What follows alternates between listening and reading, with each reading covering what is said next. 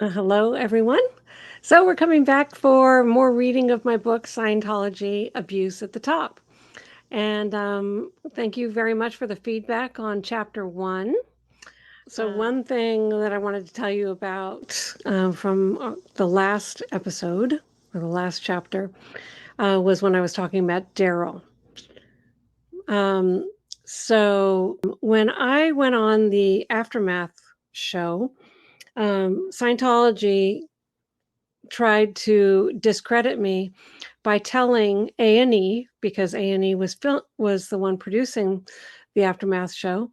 They wanted to tell A&E that my description of the rape when I was 14 years old was inaccurate because I was the aggressor.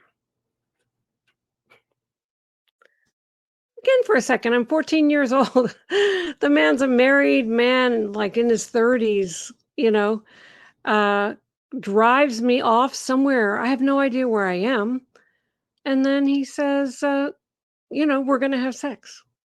I'm 14. I'm the aggressor. That's what Scientology told A&E. So anyway, so that set me off, of course. And one of the things that I did is my husband and I found out what his address was, the address to Daryl, because I wanted to go and get him to put in writing exactly what happened so I could give it to A&E and shove it up, whose butt. And so he was living in San Jose, or someplace like that. And so Matt and I drove straight there and got to the house, and the person who answered said that he had just moved um, because he was going into hospice because he has cancer. So I didn't have a forwarding address. They didn't have it.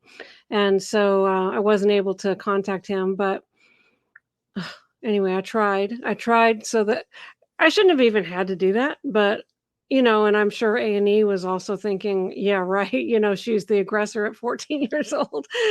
Scumbag Scientology trying to, you know, say that. Anyway, so I just wanted you to know that little bit of story. So now we're going to get on to the second chapter of my book. And so let's look at what this is. It's called Chapter 2, Joining the Sea Organization. So I'm going to share my screen. Let's see if I can do this good. Chapter 2, Joining the Sea Organization. The Sea Organization, also Sea Org or ESO for short, is defined on the official Church of Scientology website as follows. The Sea Org was established in 1967 and once operated from a number of ships. It was set up to help L. Ron Hubbard with research of earlier civilizations and supervise church organizations around the world. The first Sea Org members formulated a 1 billion year pledge to symbolize their commitment to the religion as immortal spiritual beings. It is signed by all members today. The Sea Organization is also entrusted to minister the advanced services of Scientology. The Sea Organization retains its name in celebration of the fact that Mr. Hubbard's life was frequently connected to the sea. Although today the majority of Sea Organization members are based on land, in keeping with the tradition of the order's inception, they still wear maritime-style uniforms and have ranks and ratings. Sea Org members work long hours and live communally, with housing, meals, uniforms, medical, and dental care provided by the church. They participate in Scientology training and auditing during a portion of each day, but otherwise dedicate themselves to furthering the objectives of Scientology through their particular functions. Lie, lie, lie, lie, lie. That's what that is. Okay. Meals, if you call rice and beans breakfast, lunch, and dinner meals. Communally, if you call living 10 to 15 people in a room with bunks up to the ceiling, living communally. Medical and dental care provided. In 25 years of being in the Sea Organization, I don't think I've seen a doctor one time. I went to the chiropractor once because I was frozen. My neck was frozen because I had switched rooms because I didn't have any birthing. I had switched rooms so many times and beds so many times, and I ended up sleeping in a closet, which was an electrical closet in a chair straight up, sitting up. And that was my birthing because I didn't have any rooms. Anyway, yeah, so you take care of all that. Thank you very much. And study? Yeah, every day, a portion of each day? Not. It was September 1979. Word arrived that an expansion event was being held in the Seattle church for all local Scientologists by officers of the Sea Org. Attendance was mandatory. My mother and I went to the event together. As people arrived, we were all ushered in and seated in a large hall. Before the event began, surveys were passed out for the audience to fill in, asking detailed questions about our individual qualifications, such as whether or not we had ever taken LSD, ever been institutionalized, if we had a criminal record, had huge personal debts, and so forth. My answer to every one of these questions was no. The surveys were collected up and the event began. The speaker came out and briefed us on the strategy to make Scientology a household word internationally and how it was vital for everyone to immediately get on the bandwagon to help make this a reality. He had a large map of the world behind him and pointed out the small red dots as current church locations, which appeared minuscule compared to the size of the planet. In the middle of the event, the speaker read out a list of people who were to report immediately to a room in the back for a private briefing. My name was on the list. I felt my heart pounding as I couldn't figure out how they knew my name. I had forgotten all about filling out the survey prior to the event. My mom's name wasn't on the list, so I'd have to go to the special briefing without her. I reported to the back along with about 20 others from the audience. The main event speaker, named Dawn, came to the back room along with 3 other people in full dress Sea Org uniform, navy caps, gold lanyards, white gloves, dirks tied around their waist, the works. He informed us that we were the select few who were qualified and that we were all to join the elite team of the Sea Org right now. Don said that while he moved on to the next city to get many more people on board, 2 SO members were staying behind in Seattle to get all of us packed and sent off to the Sea Org. He handed out Sea Org contracts, had us all stand up, raise our right hands, and repeat the code of a Sea Org member after him. This is called the swearing-in ceremony. We all then signed the contract, pledging to work full-time for the next billion years. I had no clue what I was doing. I also wondered why my mom's name wasn't called and what she would think, yet I didn't dare question the Sea Org officers. Everyone was following orders, and I thought I had better as well. I did ask what type of work we'd be doing, and the response was, "Our mission is to get ethics in on this planet and the universe. You're joining the elite of the elite, responsible for handling the suppressive psychiatrists that exist in the here and now, and those who implant beings between lives so as to make planetary clearing an actuality." I was speechless. The intermission was over, everyone was reseated, and those in the back rejoined the rest of the audience for the remainder of the event. The speaker came back up and announced the names of those who had just joined the Sea Org. Immediate standing ovation, loud cheers. We were going to be heroes. My mom flipped out. No way. Don't they realize that you're still a minor? They have no parental consent. You're only in 9th grade and now you'll never get a proper education. How could they do this without discussing it with me first? It's out of the question. I went back to the recruiter and said I couldn't go as it wasn't coordinated with my mom. Like lions jumping on prey, the SO officers were all over my mom to handle her counterintention towards Scientology expansion.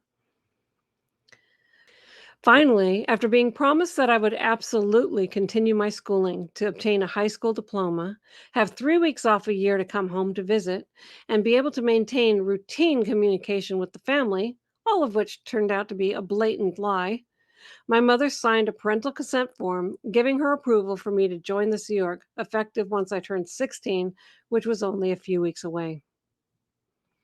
The recruiters had me list out things to handle before reporting for duty. My main concern was telling my dad, who knew nothing about Scientology. They said what I needed was a cover story. So tell him that I got a great offer and I'll be going away to become a model in Paris. My mother and I went to visit my dad, and that's what we told him. He was so proud of me. I thought I was going to be sick. Within a few weeks of signing my SEER contract, I was booked on a flight to Los Angeles. This was the first time I had been away from home and the first airplane I had ever been on. I arrived in Hollywood, California on 31 October 1979, Halloween night. Isn't it funny to start in the Sea organization, a true nightmare, on the scariest night of the year? No one was at the airport to greet me. I tried calling the phone number provided, but couldn't get through to anyone. I tried for at least 2 hours looking up different Church of Scientology phone numbers in the phone book.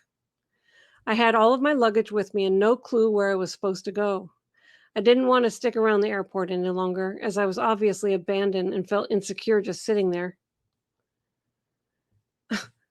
I mean, just imagine. Okay, this is my first time away from home, the first time I ever got on an airplane. I arrived to this place that I'm supposed to start, working for, which I don't really understand, but it's supposed to be good. And I arrive at LAX, which is a big, gigantic conglomerate of people rushing in every different direction. It's Halloween, so everybody looks freaky. And it's late at night, and I have all my bags, and I don't know where to go. And no one's there to meet me. I don't know what to do. I start like go I don't even have money. I start to go through the phone book and look at anything that says the word Scientology, but I literally just turned 16. As I'm reading this, I'm just feeling like I remember how I felt when I was there. Finally, someone answered the phone and told me that I should catch a cab and that they'd be at the other end to pay the fare when we pulled in. I prayed they'd actually be there this time. Fortunately, they were. I was assigned to a dormitory at the big blue building on Fountain Avenue, which is referred to as the complex.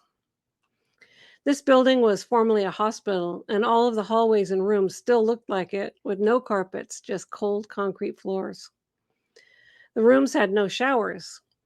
One would have to walk down the long corridors to a communal shower room. There was one shower room for men and one for women. You needed a key to get in, which was not issued to me. So I had to stand out in the hallway with my towel and shampoo until someone else went through the door so I could get in. My dorm had several three-tier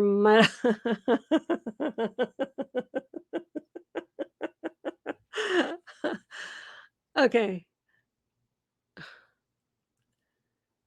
So I went from a loving, beautiful home, you know, we didn't have much, but we did have a room and beds and, and then I arrive and my dorm had several three-tier metal bunk beds in it. The mattresses were old and uncomfortable, plus I really didn't like bunk beds. I felt homesick already. After my first restless night, waking up every hour, worrying that I'd fall off that top bunk at any moment, I called my dad and confessed to him that I had lied. I told him I wasn't going to be a model in Paris. I had joined Scientology full time and was now in the Sea Org in Los Angeles on a billion-year contract. I cried my eyes out, explaining that I was sorry for lying, but I didn't think he would have understood had I told the truth. Of course, he was upset about this, but surprisingly, not at me. He said he was going to sue my mother,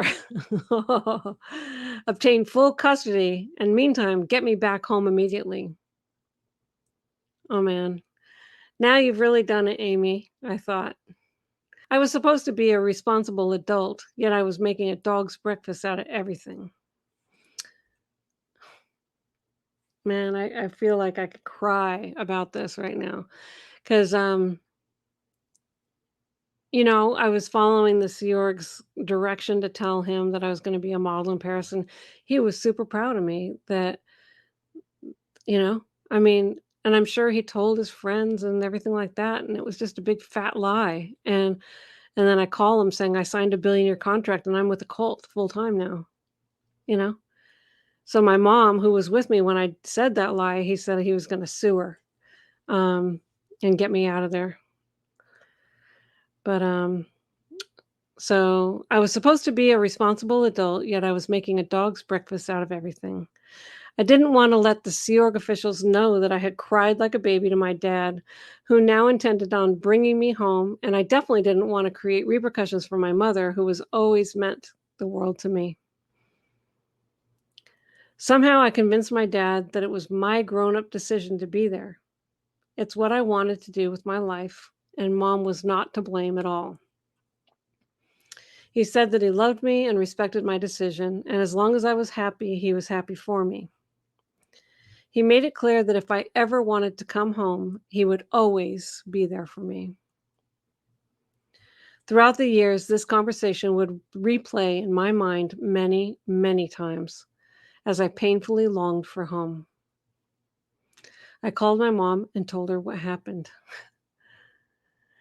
She said that once my brother, who is a year and a half older than me, was out on his own and she handled some debts, etc., she'd be joining the Sea Org too, and then we'd be back together again. Hallelujah, I thought. Maybe everything would turn out just fine. After a brief orientation around the complex, I was provided with a schedule which included 9 hours of deck work, a half hour for personal hygiene, 5 hours to study the basic materials on the Sea Org, half-hour meal breaks, and 8 hours of sleep. There was a lot of renovation work being done at this time. Every hallway was getting painted, several empty rooms were being transformed into office spaces, and new flooring was going in. We worked on taking out fiberglass insulation above the ceiling tiles in one whole wing of the complex. While we wore these little white protective face masks, I got fiberglass everywhere as we tore out and bagged up the old insulation. This stuff didn't just wash off in the shower. I could feel little glass fibers all over my skin for days. Man, I had to do so many times when I was in the Sea Org, I had to do defiberglassing in attics and all this kind of stuff. And we never protected ourselves properly. I hate that stuff. I didn't want to do that anymore, but the in charge of our unit said I needed to learn to be OT and confront the physical universe with no back off, as otherwise I would rapidly fail as a Sea Org member. OT stands for operating Thetan. Thetan is another word used for spirit. An OT is someone who has achieved the highest level of counseling available in the church to become at cause over every aspect of life. Sea Org members are expected to act OT even if they've no counseling at all.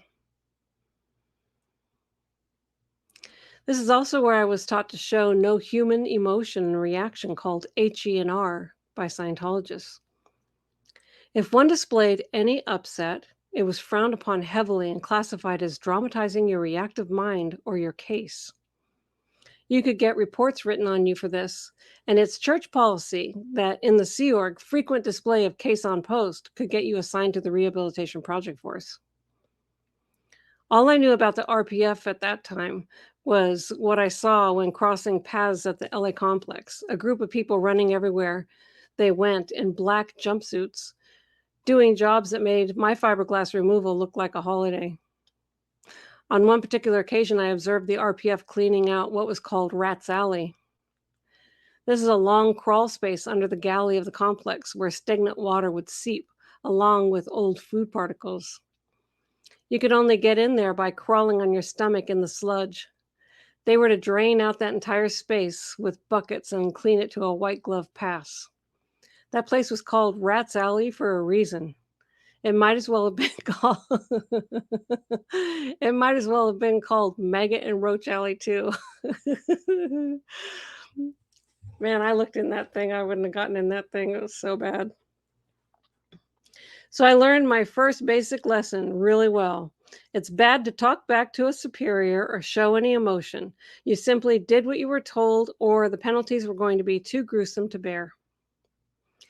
Study at night after a long day of deck work was a struggle. We were studying all about the history of the Sea Org and operating at sea, which was filled with nautical terms. My nose was in a dictionary most of the time, trying to grasp the terminology. I knew nothing about ships. I was swimming in confusion and started fast forwarding through the reel to reel lectures about how to operate on a ship. Since we don't have any ships in the Sea Org now, what will I be doing after I finish this basic training? I asked. The response was that I would be going over the rainbow. Over the rainbow. Sounds like it might be a nice place, right? Where the pot of gold is. Yeah, it's a torture chamber. Over the rainbow was the code term used at the time when referring to the international base in Gilman Hot Springs, California, where L. Ron Hubbard was shooting technical training films and where international management was located. This would later become my permanent home for 20 years. What's that? I questioned in surprise. I was told that it was highly confidential and I would only find out after I got there. They said that because of my very clean qualifications, I was one of the chosen few to get the privilege to go. In my mind, the next logical question was whether or not my mom would also be going over the rainbow when she arrived at the Sea Org. So I asked, and the answer was no. That was all I needed to hear. Another SO member who was also not happy with her Sea Org experience, and I decided that all of this was just too much and the SO was not for us. We went up to our dorm and locked ourselves in the room. We tied the door closed and jammed a chair under the doorknob so no one could get in. I was going to leave the Sea Org. Several people tried to get us to open the door, but we wouldn't budge. Finally, they sent up Don, my original recruiter, who sat outside the room and persuaded us to let him in. I told him that I would not go over the rainbow. If I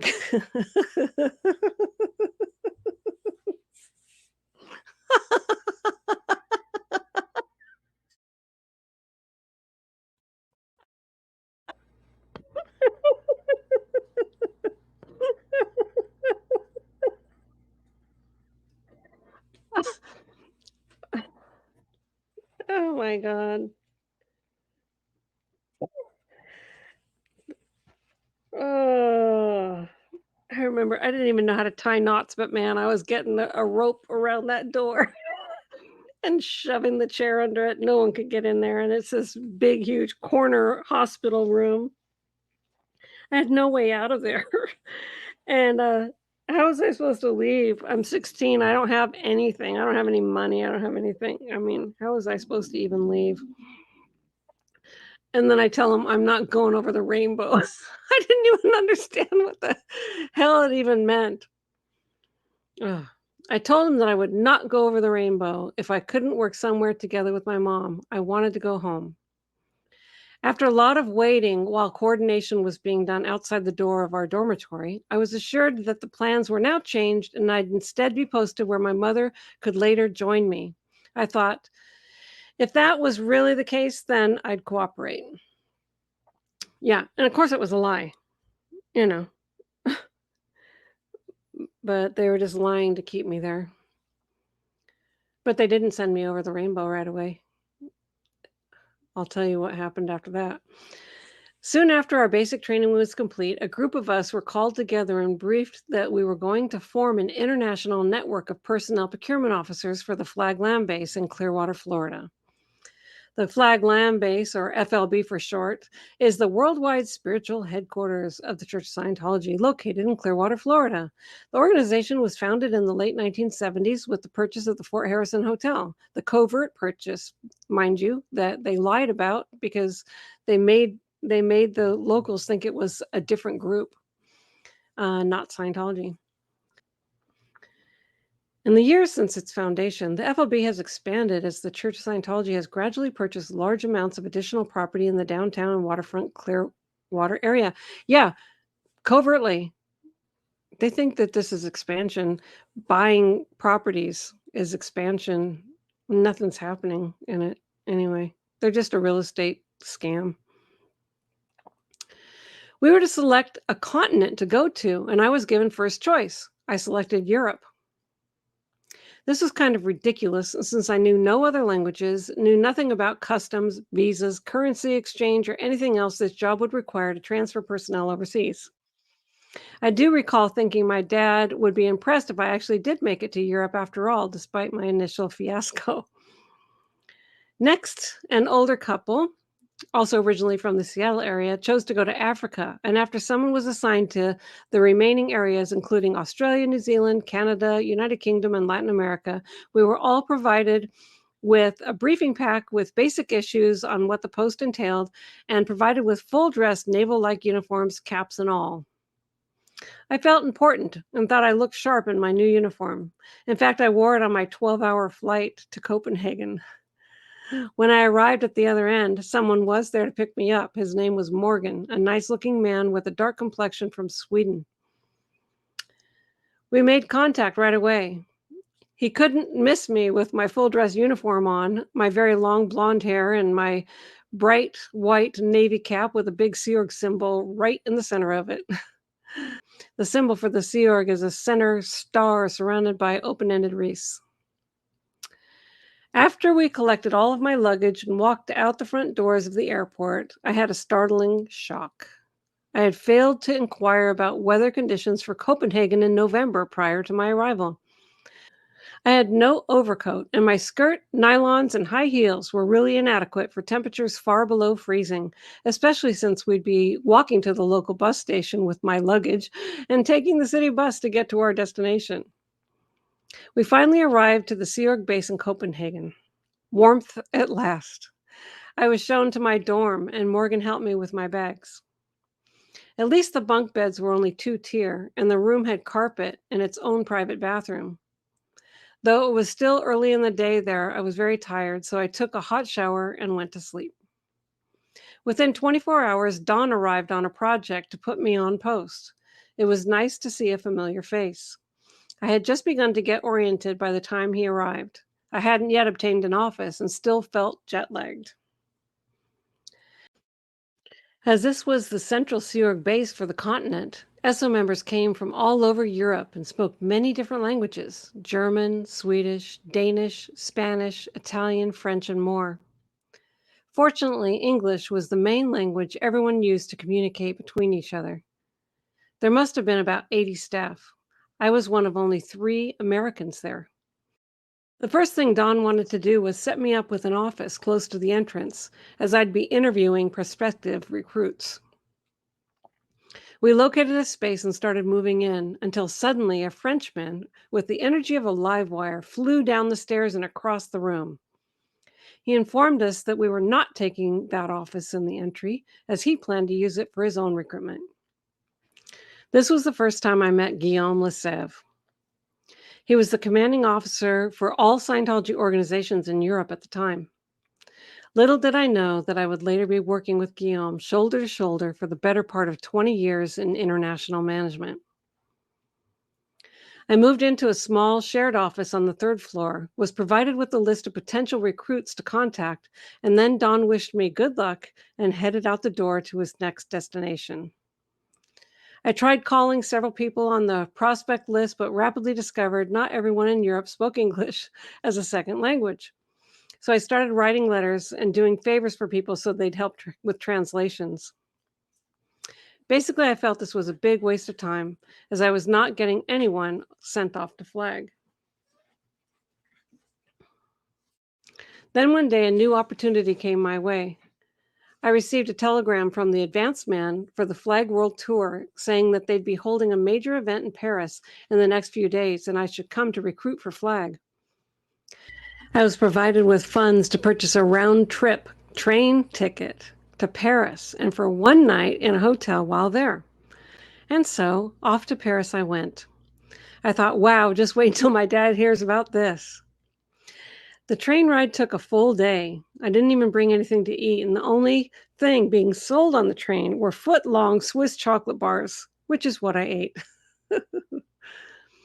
I arrived in Paris, and after going through customs and converting my Danish krone to French francs, I caught a cab to my hotel, changed into my uniform, and went to the event hall. That evening, I interviewed a few people and passed out surveys to obtain names and qualifications information to follow up on later. The event crew and I then went out to eat at a local restaurant called the Pink Elephant. It didn't sound very French to me and wasn't. I remember at that restaurant, the lady who came to take my order, because I didn't speak French, she wouldn't take my order. And so she went back and got her boss, and then the boss came out, or the manager came out, and he took our order, and he said, "She doesn't like to speak English. She speaks English, but she doesn't like to speak English." I returned to my hotel room after dinner. My train back to Denmark was to leave around lunchtime the following day. I was a little sad that my stay was so short, as I didn't get to see much of anything, but I was still happy I was able to go. The next morning, I checked out of the hotel and went to board the subway to get to the train station across town. However, I discovered I didn't have enough money left to cover my fare and was therefore turned away. Now I had no clue how I was going to get to the train station. There I was, on my own at 16 years old, in the middle of Paris with no money. If I missed my train, I didn't know how I'd get back to Denmark. I failed to find out the phone number of any of my colleagues and didn't even know what hotel they were staying at. I tried to get subway staff to help me, but none seemed to speak English. I just stood there. A man then came up to me and asked, "Are you lost?" Wow, I thought, someone who speaks English. I told him I was trying to get to the train station and didn't have enough money to catch the subway to get there. "No problem," he said. "I'd be happy to take you." I thought that this could either be really good or really bad. With no one else to turn to, I accepted his invitation. He didn't look like someone who would try to take advantage of me. He asked what time my train left, and I showed him my ticket. He said that we had plenty of time, so he'd like to show me a bit of the city. Since I was in his car and had no clue where I was or where the train station was from there, I said, "Okay." He took me to the Eiffel Tower, which was spectacular. He took me to a real French restaurant where I had a wonderful meal. He bought me a loaf of freshly baked French bread and cheese to take on my long trip back to Denmark. And then he put me safely on my train, right on schedule.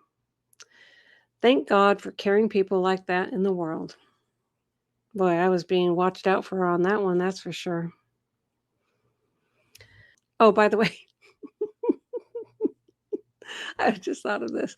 When I was in Paris, they have these bidets, right?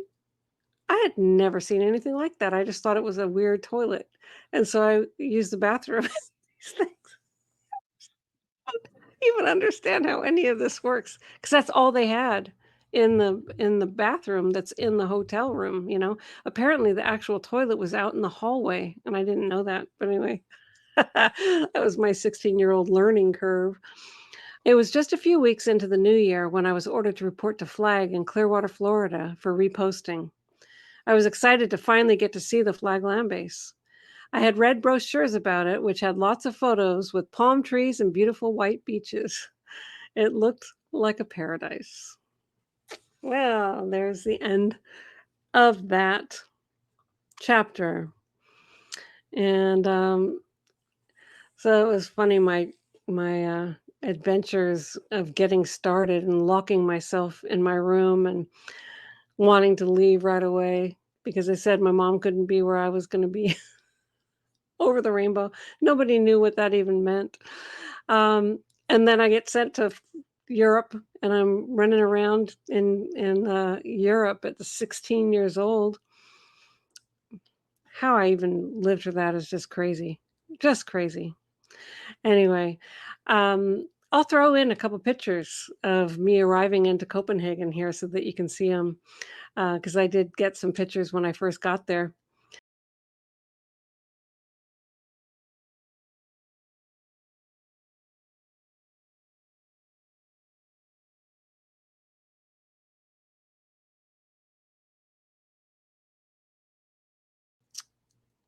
It was freezing, it was freezing. They got me some warm clothes and everything like that when I first got there.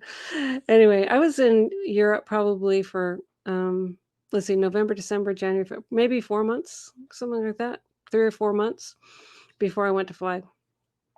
And then the next chapter tells you what happened when I got there. Anyway, thank you for listening. Let me show you some of these things. If you want to order my book, Abuse at the Top, go to scobeepublishing.com. There is an ebook there, and there's also a signed paperback copy signed by myself and my husband, Matt. And we'll get that sent off to you right away. And please subscribe to my YouTube channel, which is Queen Bee SP, if not done already. And if you haven't liked this video, please make sure to hit the like button. Thank you very much for watching, and I hope you tune in for chapter 3 coming up next. Bye for now.